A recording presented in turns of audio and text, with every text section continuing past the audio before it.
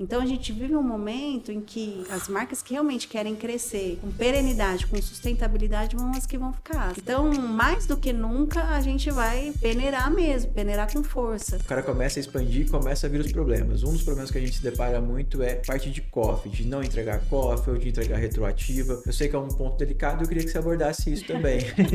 A risada dela já diz tudo.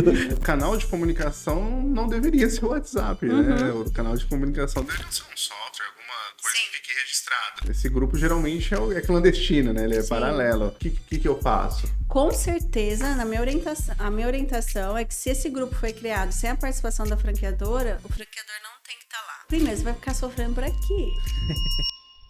Fala pessoal, tudo bem? Começando mais um podcast Capital do Franchise. Hoje eu trouxe uma convidada incrível aqui, mas já vou apresentar ela. Antes vou apresentar meu amigo Derek e perguntar para você, Derek, qual é a tua expectativa para esse encontro? A gente sempre brinca e no último encontro eu peguei ele de surpresa, por isso que ele tá bravo. Ele fez essa pergunta para mim no último, eu não esperava, mas eu me preparei. A minha expectativa aqui é entender quando que o jurídico ele começa a ser mais estratégico pro comercial e não só um anti-venda ali, atrapalhando um pouco o comercial. Nossa, desafiadora A essa minha expectativa é saber na prática o que pode e o que não pode o franqueador e o franqueado. Sempre tem essa, o que é dever, o que não é, então as perguntas que a gente vai direcionar aqui é justamente para identificar isso. Eu fiz Que legal, tô super um roteirinho animada. aqui com muita pergunta, doutora, então você tá ferrada. Tô super animada. Eu vou tentar te apresentar aqui. Vamos lá, eu vou ter que ler de tanta coisa que tem. Vai cortando. Ó, doutora Thaís Dartbala, ela é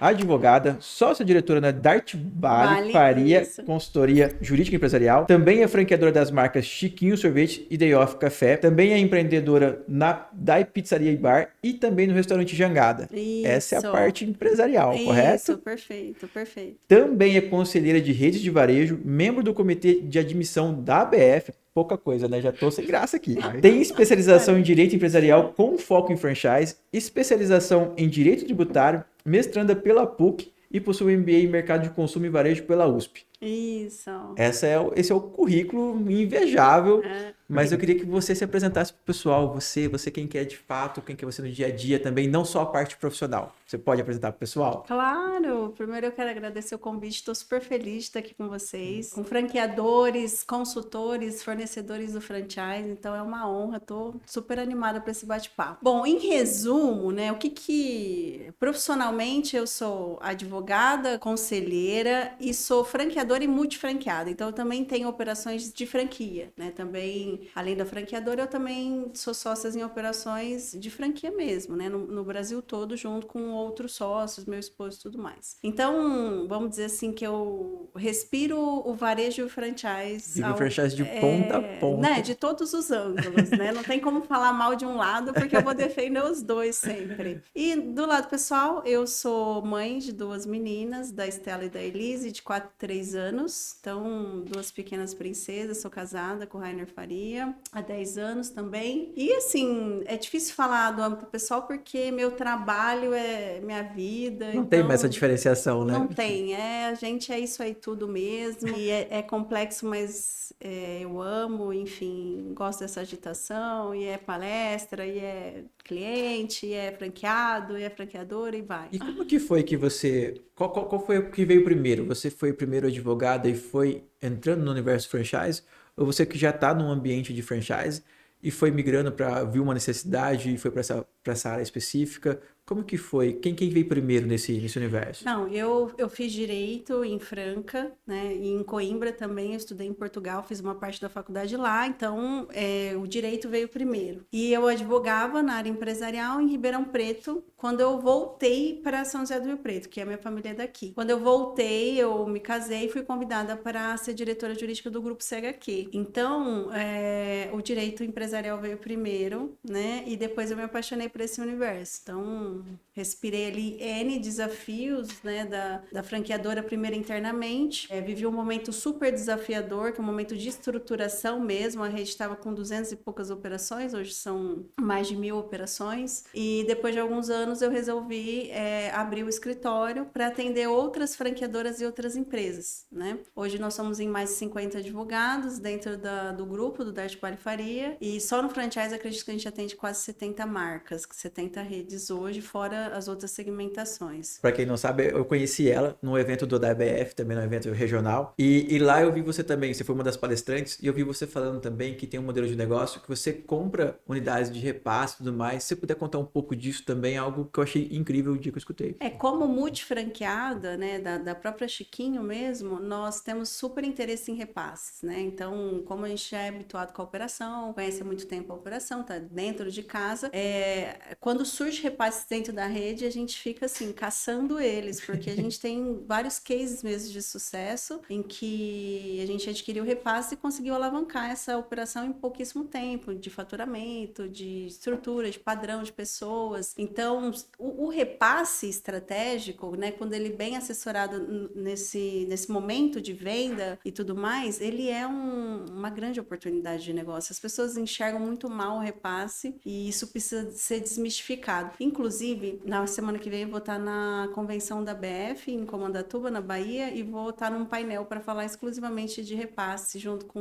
outros feras lá. E é muito estratégico, assim. Isso, E eu até ia perguntar em cima disso, quando você compra um modelo de negócio, você compra, alavanca, vê o valuation e vende ou não? Isso é incorporado dentro da empresa? A gente não tem, é porque assim, né, o grupo de multifranquias que nós temos é diferente do grupo da franqueadora, Sim. né? Então, tem alguns sócios em comum, mas são grupos separados, né? A gente não tem por hábito ainda fazer a venda posteriormente. Então, eu não faço isso através da franqueadora, eu faço isso como grupo de multifranqueados mesmo. E a gente não tem esse hábito, porém, poderia ser feito. Eu conheço vários franqueadores, e aí eu tô falando da franqueadora que compra o repasse, alavanca com operação própria e depois revende. Mas a gente não tem essa estratégia por enquanto porque é rentável para nós, né? O modelo de negócio do Chiquinho é muito rentável, principalmente se você sabe operar, se você segue à risca ali o negócio, então a gente não vê a necessidade de fazer o repasse dessas operações. Essa resposta que você trouxe para mim deu margem para a próxima pergunta. Quando a gente fala de maturidade de rede, né? Você acabou usando o exemplo de repasse. A gente vê que para algumas franqueadoras isso é como se fosse o fim do mundo, né? Mas como ser estratégico, como entender essa parte. Então eu queria que você falasse um pouquinho, especificamente do que você tem encontrado de maturidade nas redes que você está encontrando, pessoal que você está trabalhando. Porque a gente que atende uma galera que está entre as primeiras unidades até 30 unidades, a gente vê bastante dificuldade no que a gente fala de maturidade mesmo, sabe? Às vezes a pessoa é um expert muito bom no segmento dela, na área dela. No operacional. Mas quando vai pro franchise, a gente sabe que é um universo completamente novo. Sim. E a gente tem encontrado bastante desafios. E você? E até mesmo, você falou de 200 unidades, ainda está na estruturação, né? Na casa do Chiquinho. Então, 30 unidades... Não, tá baby, nascendo, né? Com certeza. Tem algumas operações que nem tem a viabilidade ainda, nem tá no ponto de equilíbrio com esse número de unidades. Com certeza. A própria franqueadora tem um ponto de equilíbrio. Então, voltando um passo antes, ser franqueador é abrir um outro segmento, é um canal de expansão a mais, é um negócio a mais, é uma empresa nova, certo? Então, aí tenho lá uma pastelaria, vou dar um exemplo aleatório. A minha pastelaria e a minha franqueadora são negócios totalmente diferentes, tanto de atividade empresarial como de financeiro, de estratégia de negócio e tudo mais. Então, esse negócio que nasce, ele tem uma maturidade, ele tem um ponto de equilíbrio e ele não nasce dando resultado. Ao contrário do que muitas pessoas pensam. Porque o que normalmente o mercado vende? Eu vou abrir uma franqueadora, vou viver de taxa de franquia, minha taxa custa, sei lá, 50 mil, 30 mil, eu vou ter 2 colaboradores no máximo, o que isso me custa? É serviço, não custa nada, eu só vou ter dinheiro a rodo. É pensamento errado, né? A franqueadora demanda estrutura, ela demanda investimento, né? Principalmente porque você engloba nesse ecossistema investidores terceiros que estão apostando na sua marca, colocando capital, injetando capital para abrir essas franquias. Então, não faz sentido você não investir na marca e na franqueadora no mesmo ponto dessa expectativa do investidor que está entrando. Então, voltando aí à tua pergunta, a gente precisa entender que ao abrir uma franqueadora eu preciso ter capital para injetar. Thaís, quanto? Depende. Que segmento você atua? Alimentação, vestuário, serviço? Depende. Né? Qual é o teu plano de expansão? É em espiral? Você já vai abrir uma operação lá na Bahia? Você fornece insumos, não fornece? Vai trabalhar com fornecedor homologado? Depende. Tem franqueadoras que já nascem com uma verticalização por trás, um grupo por trás, porque ele já fabrica aquele insumo ou ele já tem uma rede própria, então tudo depende dessa análise que a gente inicia. Mas o fato é que vai demandar investimento e vai demandar uma curva de aprendizado do franqueador. E respondendo a tua pergunta sobre repasse, maturidade, né? É natural o repasse, extremamente natural. E eu digo mais, ele é necessário, porque ele é estratégico, né? Quando o repasse não passa a ser algo natural e algo saudável, assim, que faz parte do franchise.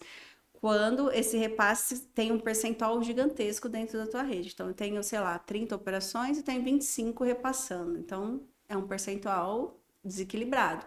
Ou quando esse repasse, ele não consegue ser efetivo. Quando eu faço o repasse, o franqueado que entra não consegue alavancar. Eu repasso de novo, ele não consegue alavancar. E isso vira uma mortalidade.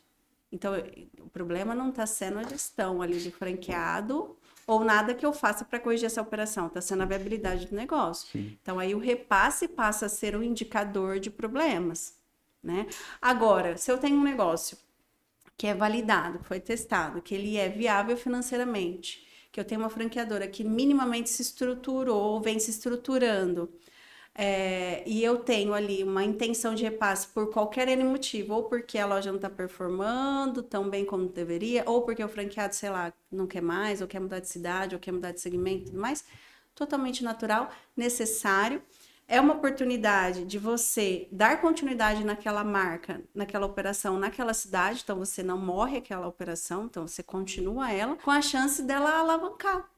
Sim. Porque às vezes a questão, e às vezes eu digo, às vezes afirmando que na maioria dos casos é relacionado à gestão daquela operação, né? Então, às vezes aquele franqueado não conseguiu fazer o que deveria ser feito, trabalho tanto comercial como operacional, ou ele colocou um gerente à frente que também não desempenhou um trabalho, ou às vezes é um problema de ponto, a gente precisa entender.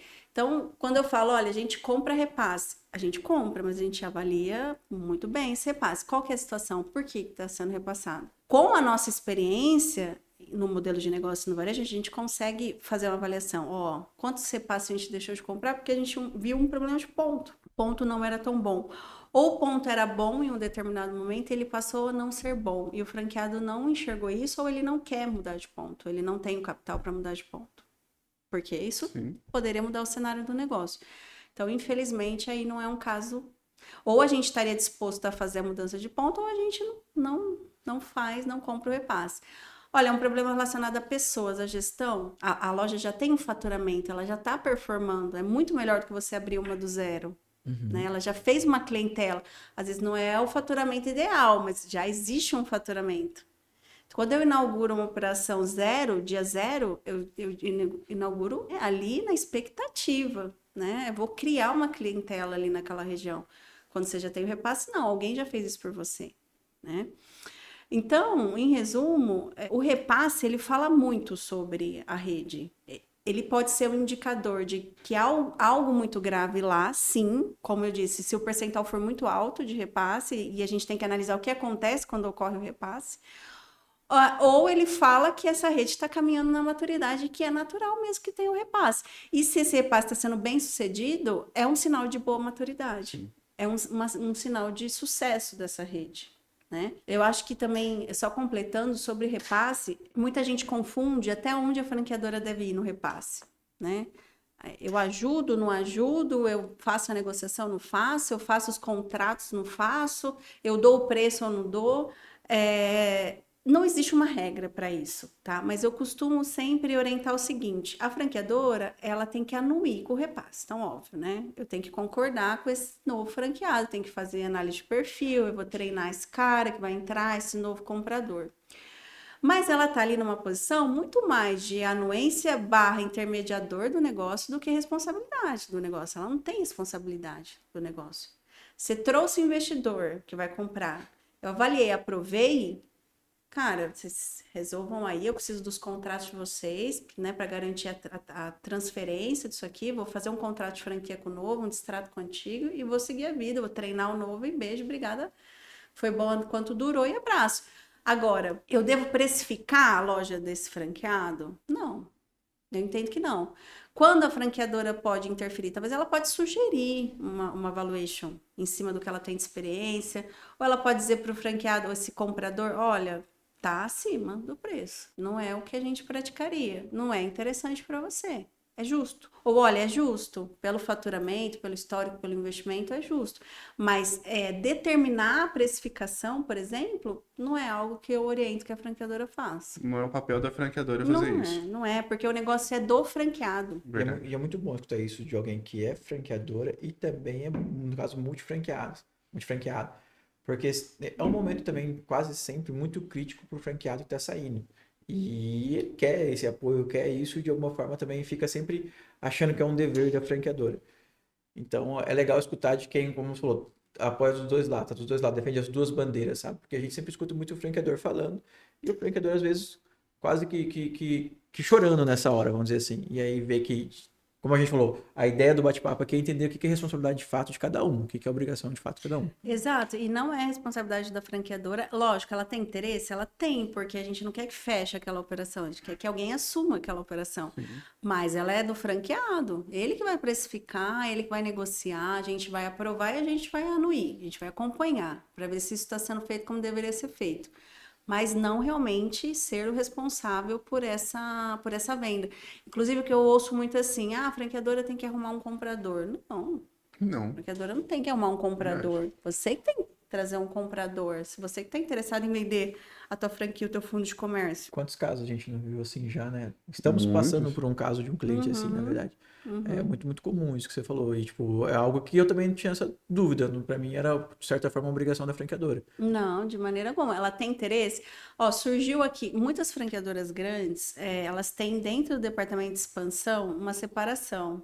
Quem cuida de repasse, quem cuida de novas operações. Por quê? Porque o índice, há um volume grande de repasse e isso precisa ser administrado, e tudo bem. Então, ela faz essa conexão de pontas com investidores que têm interesse em comprar a loja já operando, porque existe um mercado para isso, Sim. né? Mas, por exemplo, uma franqueadora pequena, você vai tratar isso tudo ali dentro da expansão.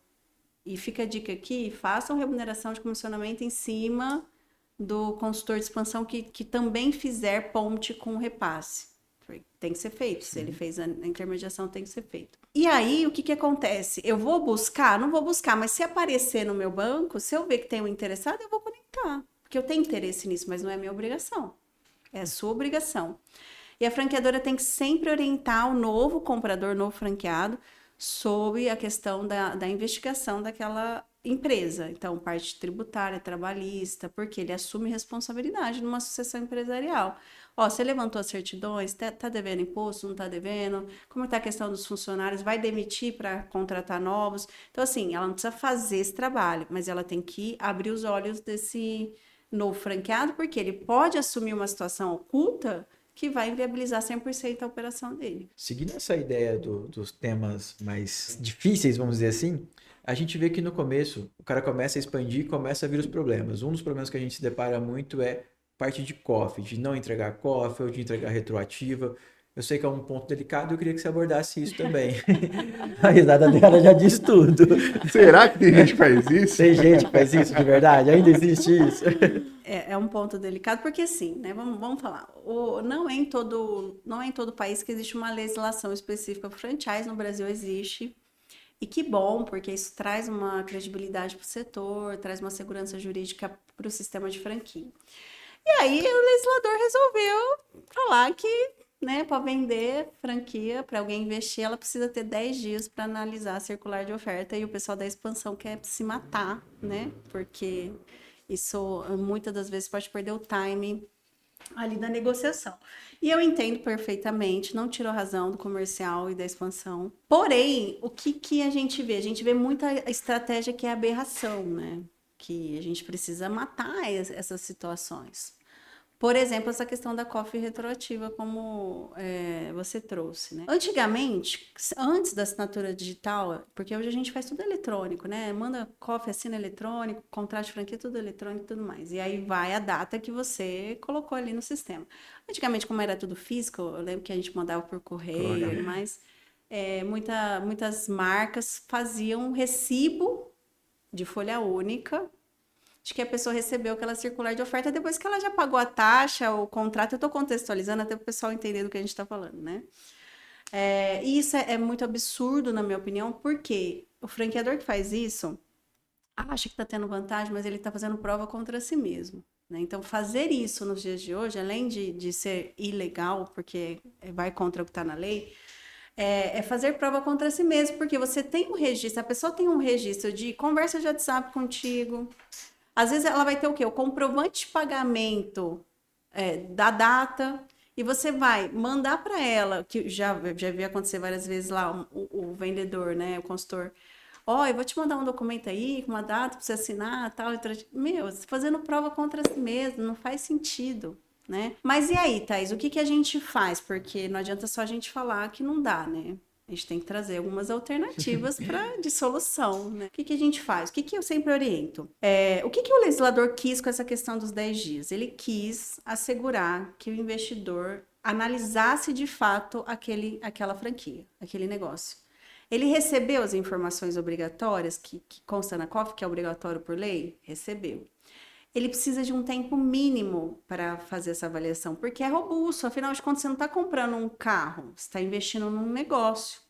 Então, eu sempre costumo falar, a gente não compra uma franquia, a gente investe num modelo de negócio e numa marca. Então, qual foi a falha? Os 10 dias, porque é muito subjetivo.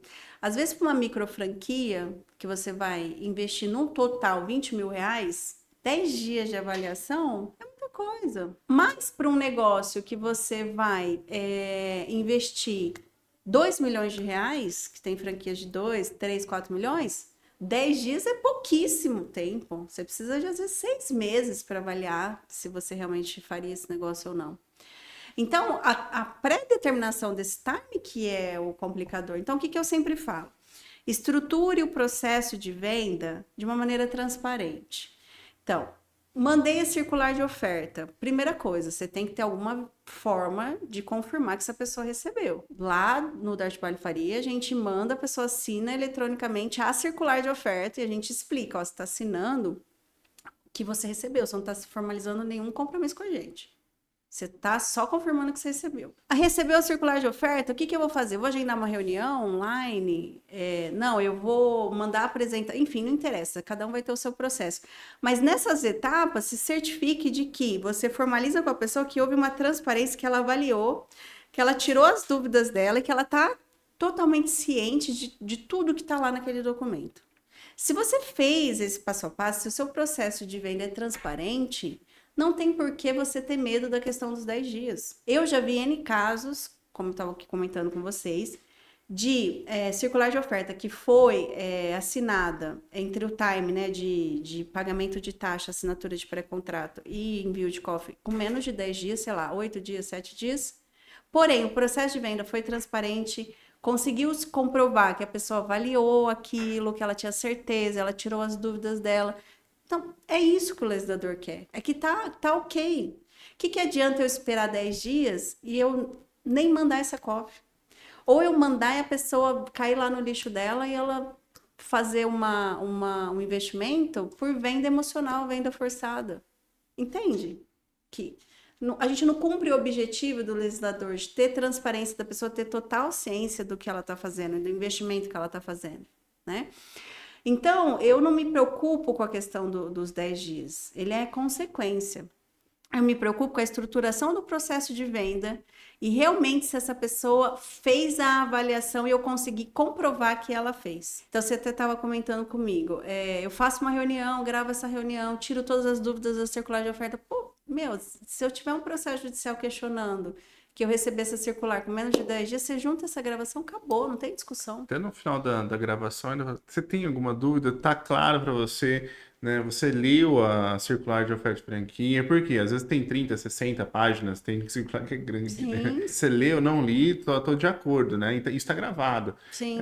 É um boas-vindas / me proteger. Então, Sim. a taxa foi isso, parcelada, o royalties, tá, você sabe, foi isentado, não foi isentado. Você tem 90 dias, 120 dias para abrir. Então, tudo gravado para quê? Porque assim, geralmente o processo às vezes vem depois de 2 anos, 3 anos. Ah, ele me enviou com 9 dias, com 8 dias. Poxa, mas ficou 3 anos, agora que ela ficou ruim, né? Inclusive, a jurisprudência não vou dizer que é majoritária, porque seria um pouco ousado, né, no Brasil isso.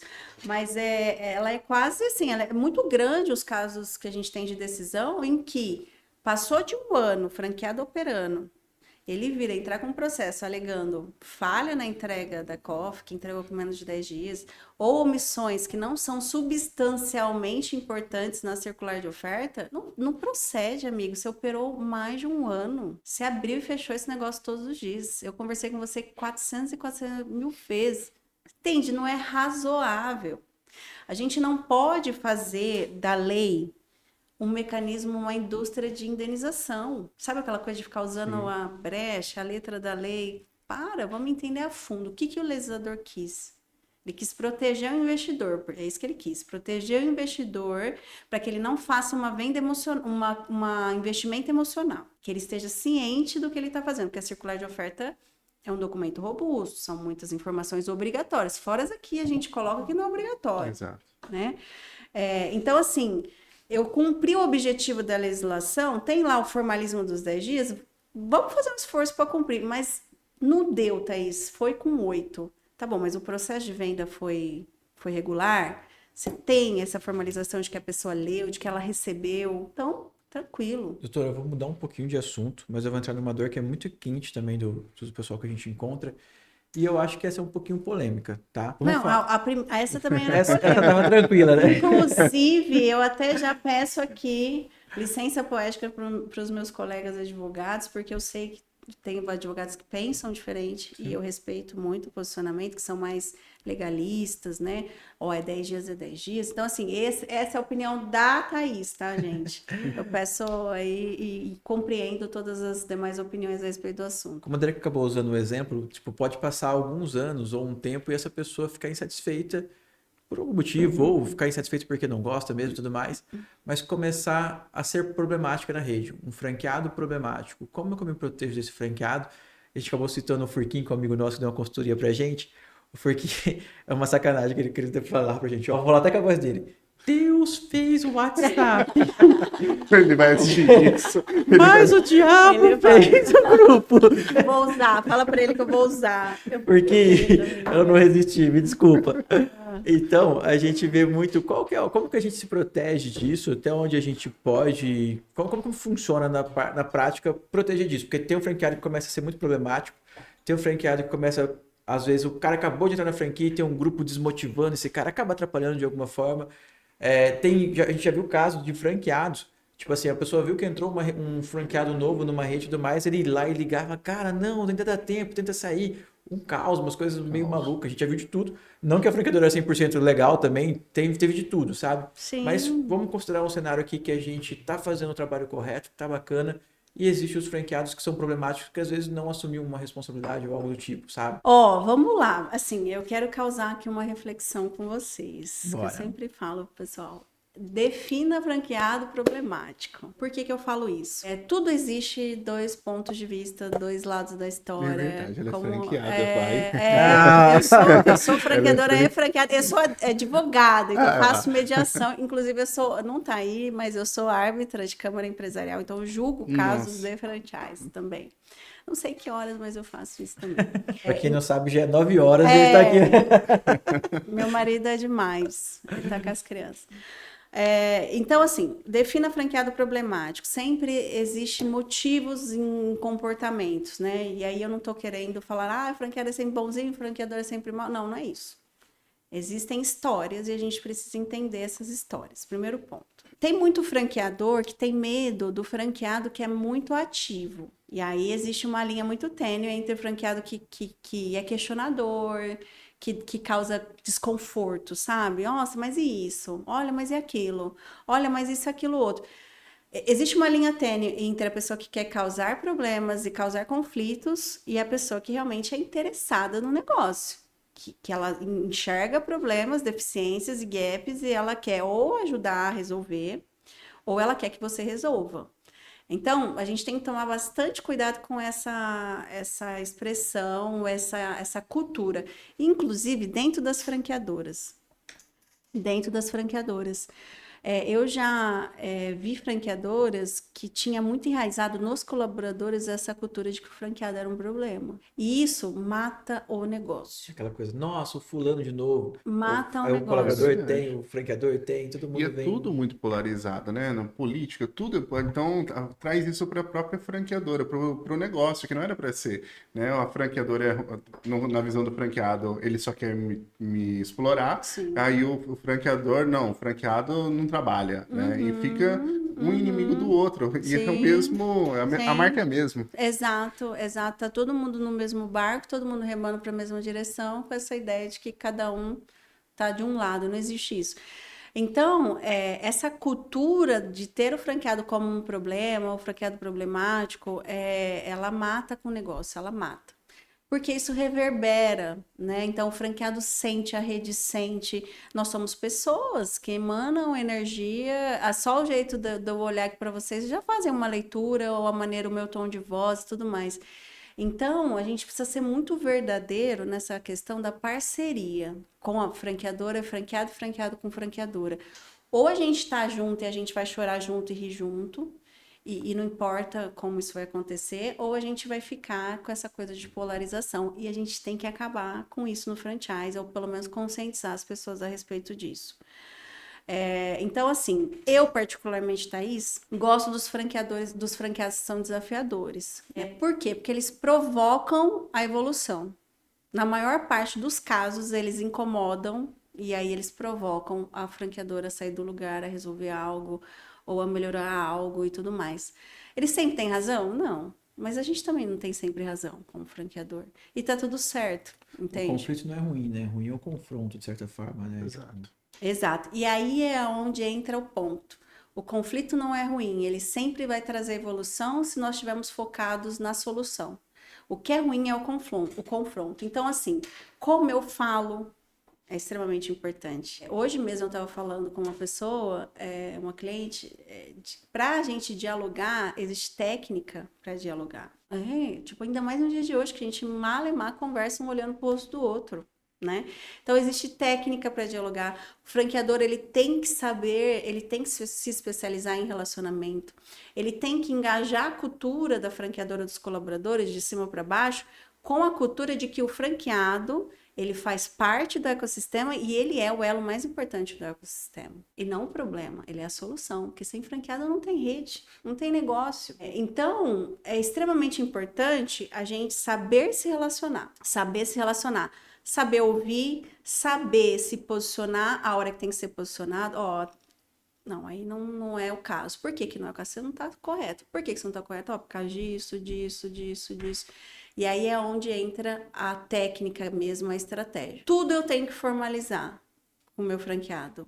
E aí eu não estou falando de notificação extrajudicial, eu estou falando de comunicação formalizada. Eu vou ligar? Beleza, eu vou ligar, vou fazer uma videochamada, vou fazer a vídeo, eu vou gravar. Eu vou fazer as visitas? Tem que ter o relatório. Eu preciso formalizar esse diálogo que eu estou tendo, a orientação que eu estou dando, o plano de ação que eu estou criando. O acompanhamento precisa ser tangibilizado, não adianta só falar. Porque no dia que esse franqueado vir e falar, olha, não tá dando certo e é culpa sua, você fala, vem cá, esse relatório aqui, da tua unidade, esse dia. Esse plano de ação aqui, que ficou definido isso, você não fez, você fez 10% dele. Então, eu preciso ter fundamento com o franqueado. E para eu ter fundamento com o franqueado, eu preciso ter gestão. Eu preciso ter estruturação dos meus processos na franqueadora. Eu preciso ter time capacitado. Entende como tudo é gestão, tudo é relacionamento e gestão? Então, respondendo a tua pergunta e avançando um pouco para falar de grupo de WhatsApp. Grupo de WhatsApp, gente, é normal. Pelo amor de Deus, desencanem disso. Todas as redes têm, seja redes gigantes, redes pequenas, todas vão ter. Por quê? Porque as pessoas têm essa necessidade de se comunicar. E hoje a gente se comunica por onde? Pelo grupo de WhatsApp. Antes do WhatsApp, o povo ia um na loja do outro ou ligava um para o outro e era tudo a mesma coisa. O problema é que agora isso toma uma proporção maior, né? toma ali, é como se fosse um grupo inflamado ali de pessoas e tudo mais. Então, é super normal. Eu acho que o franqueador, olhando pelo lado do franqueador, ele tem que entender que isso vai acontecer. E aí você tem duas alternativas. Primeira alternativa, você pode bater nesse grupo, vou notificar, vou falar que tá denegrindo a imagem, tal, e eu vou tentar acabar com isso daí. Pode dar certo? Pode, mas na maioria dos casos não vai dar certo, porque quanto mais você reprime um grupo de pessoas, mais isso vai ser inflamado. A segunda alternativa, que na verdade normalmente o que eu sugiro, você pode, até um certo ponto, entender as motivações principais da reclamação desse grupo, convocar algumas reuniões periódicas para tentar resolver essa questão e buscar soluções voltadas para o relacionamento. Quando eu falo de relacionamento, eu não falo para você ser pai e mãe do franqueado. Olha, vem cá, que eu vou concordar com tudo. Não. É relacionamento no sentido, qual é a situação que você está trazendo e como eu posso te ajudar e se eu posso te ajudar, se isso está na minha alçada. Então, comunicação e transparência. Alinhamento de expectativa. Quando eu trago esse grupo de franqueados, seja individualmente ou coletivamente, porque eu já participei de N reuniões dessas, já participei de uma que até voou cadeira. Quando eu trago esse grupo de franqueados, ou esse franqueado individual, e eu alinho com ele a expectativa, a chance de eu resolver isso e eu acalmar essa estrutura do grupo é muito grande. Mas eu tenho que estar dentro desse grupo, né? A gente estava conversando antes, porque assim, o canal de comunicação não deveria ser o WhatsApp, né? O canal de comunicação deveria ser um software, alguma coisa que fique registrado. Sim. Né? Esse grupo geralmente é clandestino, né? Ele é paralelo. Eu coloco um franqueado amigo espião ali dentro, eu entro com outro, o que eu faço? Com certeza, a minha orientação é que se esse grupo foi criado sem a participação da franqueadora, o franqueador não tem que estar lá. Não tem que estar lá. Primeiro, você vai ficar sofrendo por aqui, né? E nós somos seres humanos, né? Eu falo nessa calma, nessa tranquilidade, mas também se eu ver lá alguém me xingando lá, falando um monte de abobrinha, eu vou ficar super irada e tudo mais. Então, assim, não tem por que estar lá. No máximo, saber as principais motivações. O que eles estão pleiteando? Qual a finalidade do grupo? Tem alguma pauta? Olha, tem, a pauta é essa. Legal, vamos trabalhar em cima da pauta.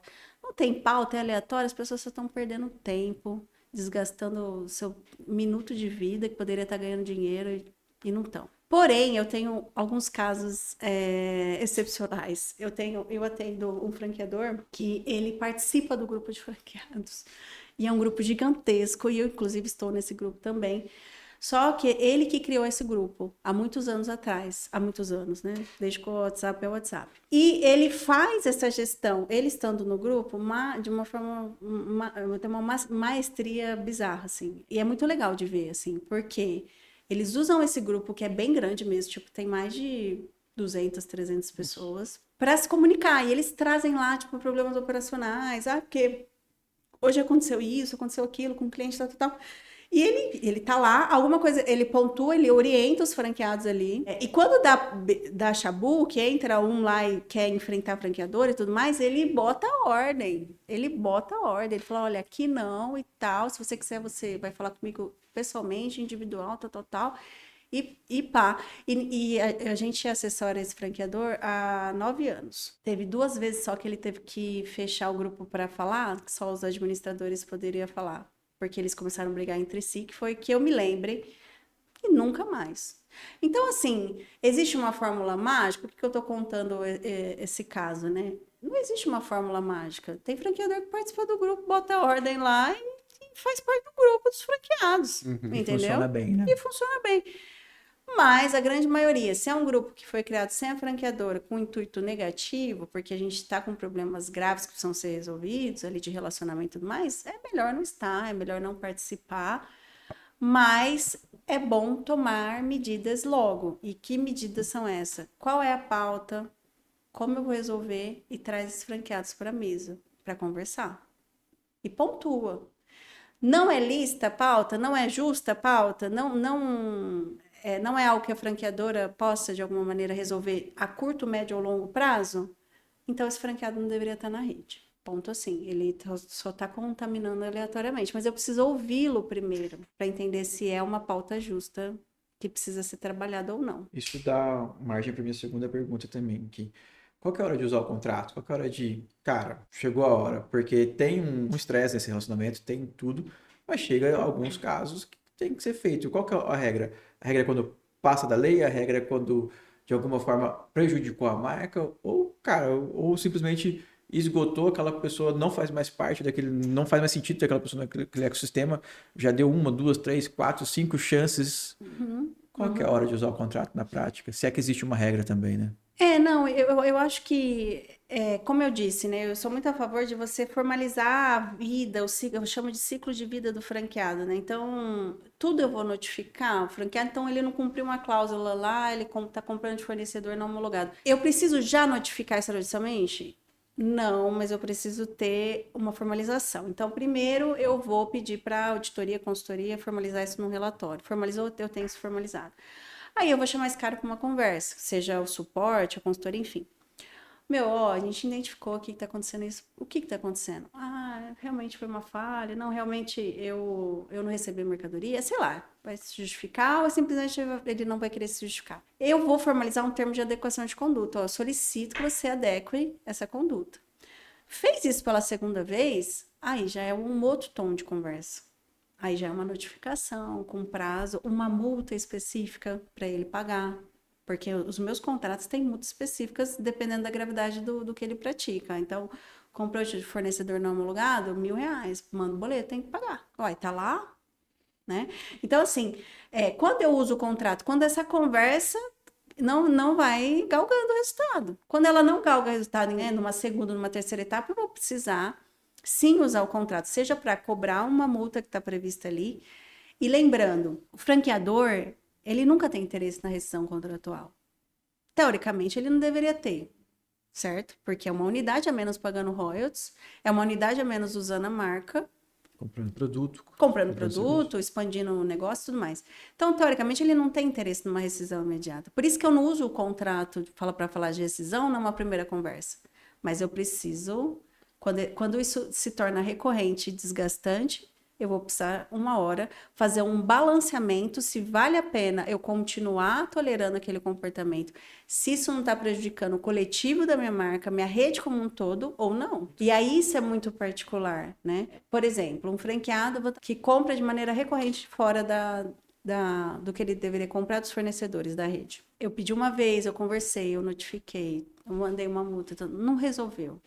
Eu preciso ver quão é interessante eu continuar prejudicando os demais franqueados que estão comprando do fornecedor homologado, que estão seguindo o padrão, que estão unindo um volume de compra para ter poder de compra para a gente negociar melhor esses insumos, para segurar uma pessoa que está dando um mau exemplo, que não está eventualmente performando, que está tendo evasão de compra e prejudicando a coletividade. Então, eu vou precisar fazer esse balanceamento e aí, nesse momento, realmente usar o contrato e rescindir ou não. Eu ia entrar num ponto onde fala de alguns problemas, né?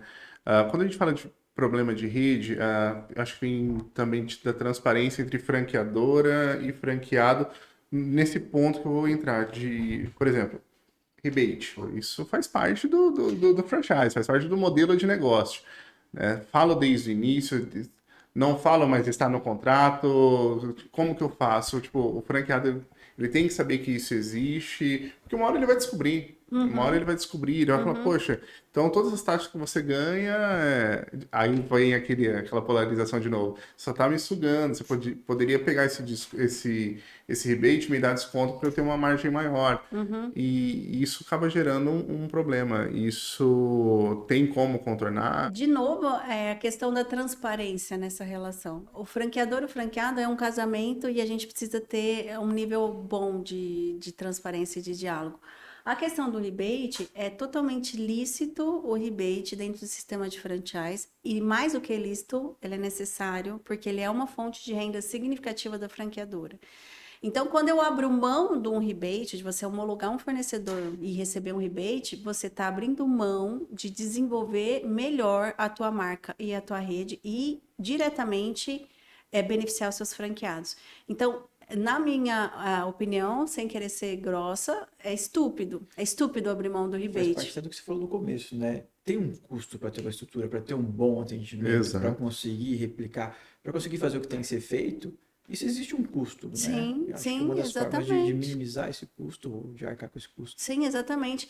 E até uma fala do Isaías, que é o presidente do grupo do CHQ, ele fala, não é justo com os franqueados não receber o rebate, porque isso é uma receita da franqueadora que nós vamos reestruturar, reinvestir no negócio, ou não, vou distribuir, tudo é faturamento e o que sobra é lucro. É injusto porque o fornecedor que a gente está homologando, eu estou trazendo todos os dias, gastando dinheiro para abrir carteira de clientes para ele, que são os franqueados. É justo ele não me remunerar por isso? Ele tá crescendo por causa da minha rede também, Não né? é É justo, verdade. entende? Eu estou trazendo todos os dias clientes para esse cara. É justo ele não me remunerar, sendo que eu tenho que investir uma grana para trazer clientes para ele? Não faz sentido, Nenhum. entende? Eu traria em contrato. É algo muito importante, precisa ser debatido? Traz na conversa inicial. Não foi debatido? Mas se um dia for questionado, sim, existe rebate. O que não pode ocorrer é o seguinte: eu recebo o rebate do fornecedor, porém o meu preço do produto, do serviço, do insumo, ele não é competitivo. Aí isso se torna um problema. Então, por quê? Por que um franqueado entra numa rede, um investidor? Por N motivos. Um deles é ele ter uma competitividade, porque existe um volume de compra na rede. Então, lógico, rede não é tamanho, eu sempre falo isso, rede não é tamanho. Mas se eu estou numa rede que é grande, pressupõe que eu vou ter condições comerciais melhores, porque nós temos uma negociação em base desse volume. Se o franqueador recebe o rebate, tem um volume legal, são fornecedores homologados, e mesmo assim o meu preço não é competitivo, ou seja, eu compro aquele insumo no mercado mais barato, aí, meu amigo, aí você tem um problema. Vai resolver. E é muito bizarro porque grandes players passam por isso. Grandes players passam por isso. Você fala, cara, não faz sentido. Por quê? Mas é falha de negociação e estruturação na negociação de fornecedor. O franqueador não olha para isso, negligencia isso. Até pode receber algum rebate e tal, mas ele não faz acompanhamento e não tem uma negociação boa com esses fornecedores, não tem contrato de homologação. E o cara coloca o mesmo produto no mercado mais barato. Prometo que a gente está caminhando para o final. Não, eu que peço desculpas que eu falo demais, vocês têm que me interromper. Uma dúvida que eu tenho, e já conversei algumas vezes com o Derek também, e com outros sócios nossos, qual é a hora de fato, firmar um conselho e qual que é o nível também que o conselho tem de efetividade, né? Tipo assim, numa decisão, como que funciona isso? Legal, muito boa essa pergunta, eu adoro falar sobre governança em geral. O conselho, ele pode ser consultivo ou deliberativo, né? Então, o consultivo, ele não vota, ele não tem o poder de decisão, mas ele influencia a decisão, eles contribuem com a discussão daquelas matérias que aquele conselho vai trazer. O deliberativo, que normalmente é um conselho de administração, aí ele já tem um quórum de votação, vão ter pesos ali no board envolvido e tudo mais. Eu não vejo problema de uma rede nova ter um conselho. Eu não trataria como um conselho inicialmente, eu trataria como comitês temáticos consultivos. Então, por exemplo, uma rede de 10, 20 operações. Eu preciso ter um conselho? Não, porque não tem necessidade ainda diante da complexidade. Mas eu posso fazer um comitê do marketing. Então, eu seleciono alguns franqueados, ou eu faço, de fato, uma eleição para entre a rede, tem a candidatura. Os próprios franqueados votam em quem poderia fazer parte desse comitê. E a gente forma esse comitê com o intuito de auxiliar e colaborar nas estratégias de marketing, mas consultivo.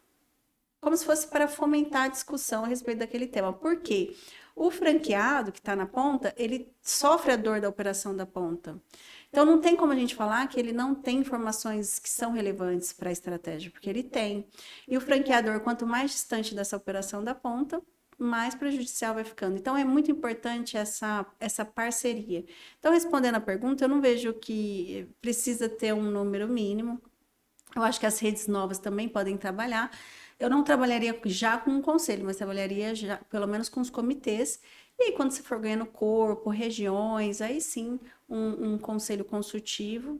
E aí, redes que já têm uma maturidade maior, né, tanto de gestão, estrutura e de tamanho, aí sim a gente trabalharia com um conselho de administração. ou conselho focado em gestão do fundo de marketing, por exemplo, e aí o franqueado realmente opina, vota, tem peso e tudo mais. E esses boards, eu preciso, no caso de deliberativo, ah, eu penso assim, eu preciso às vezes de um conselho para fazer a minha franqueadora crescer, né? Pensando na franqueadora e não só na parte de marketing, mas é mais estrutura, um board de Gestão. gestão ali dentro, né? Nada envolve a rede, mas os próximos passos, às vezes um outro franqueador que passou por tudo que eu passei, nada impede, né, de eu ter um conselho deliberativo e outro conselho para lidar com a rede. Sim, sim. Você pode ter um conselho de administração, um conselho consultivo que é focado em gestão, o franqueado não participa disso, você seleciona ali os players de várias áreas diferentes para ter uma complementação, e você pode ter o conselho de franqueados, Sim. que aí envolve o franqueado, você vai trazer pautas para serem discutidas, e eu falo assim, gente, não é só criar o conselho, existe uma governança, então eu preciso ter reuniões periódicas, eu preciso trazer, definir as pautas, né? Eu preciso dar a condição desse conselho trabalhar. Eu não posso simplesmente criar e falar, tá criado aí, gente, o que vocês querem conversar hoje? Não, Não é assim pode. que funciona, né? Olha, nós vamos ter essa agenda.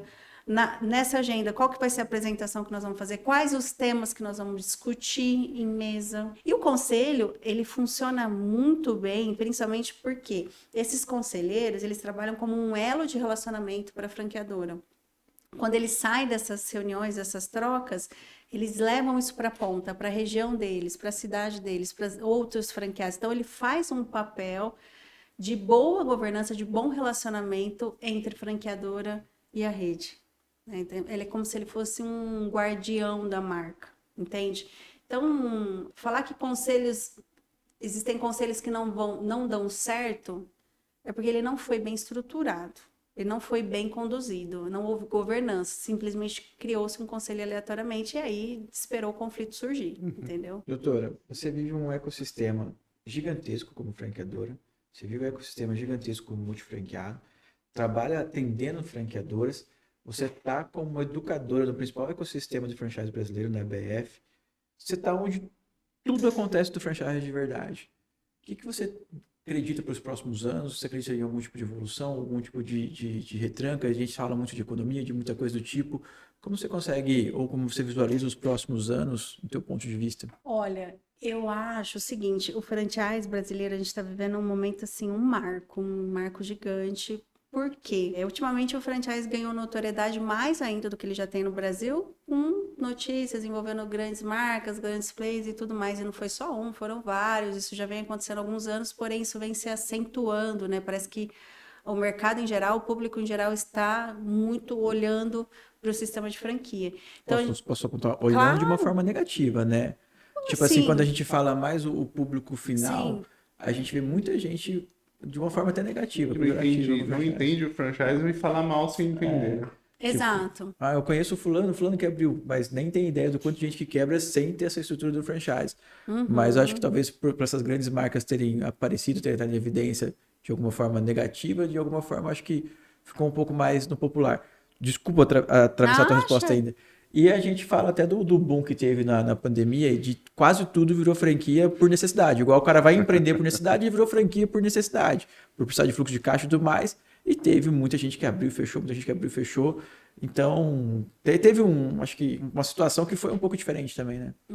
Desculpa, acabei palpitando. Não, imagina, a gente está aqui para isso mesmo. E é isso, né? Existe essa questão de que se fala muito hoje no sistema de franquia de uma forma pejorativa, ou pessoas que não conhecem de fato o que é o franchise e querem opinar porque o vizinho abriu, o primo abriu uma franquia, isso e aquilo. Então, assim, nós vivemos um momento extremamente importante e um momento de peneira, na minha opinião, né? Houve um momento de boom, como você trouxe na pandemia, muitas formatações aleatórias, muita gente entrando no sistema sem saber o que estava fazendo.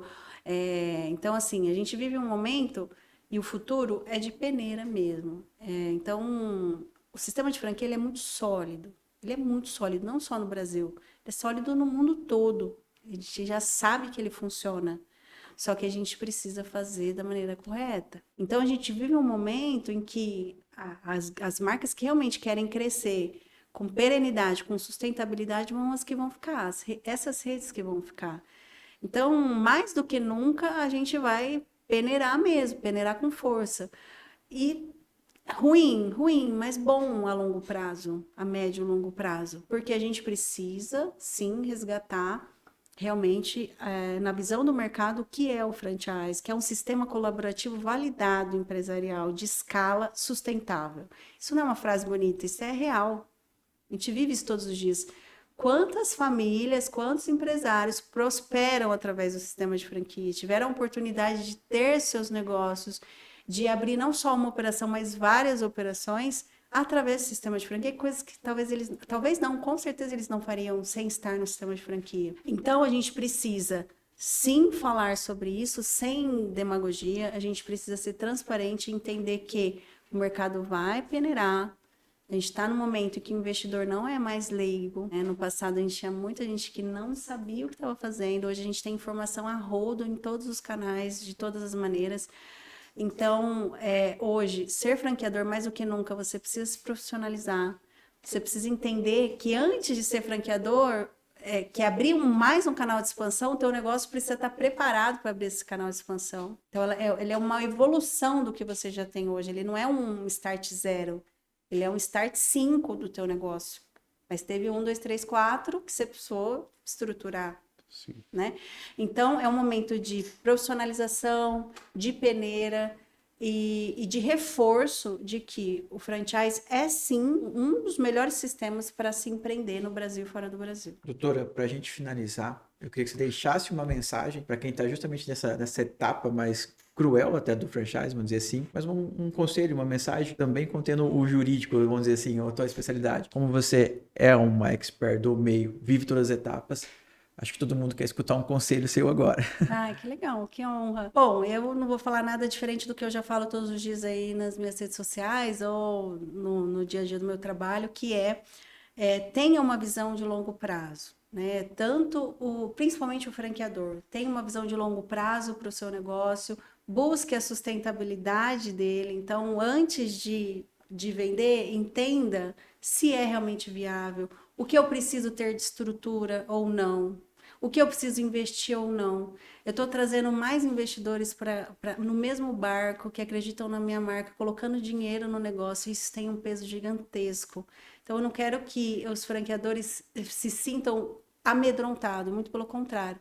Quero que se crie coragem, que se entenda o tamanho do passo que se dá e se busque cada vez mais profissionalização e estrutura para que tenha essa visão de longo prazo e sustentabilidade das redes. Perfeito. Doutora Thaís, muito, muito obrigado. Você bem, sei lá como que eu posso falar, mal educado com outras pessoas que vieram, mas de longe, para mim, foi o conteúdo mais rico. Eu queria muito um bate-papo desse. Eu te falei, eu fiquei muito encantado quando eu vi tua palestra. Eu falei, cara, eu preciso me aproximar dessa pessoa. Ela entende o universo do franchise, ela fala diretamente, ela não corre do conflito, vamos dizer assim, da parte que ninguém quer tocar no assunto. Então, obrigado pelo bate-papo. Estou muito feliz de você estar aqui. E isso vai render muito conteúdo para os próximos dias e com certeza vai sair bastante pergunta disso e eu vou te conectando com o que for saindo disso. Estou super à disposição, eu amo realmente falar sobre isso e é um prazer estar aqui, obrigada mesmo pela oportunidade.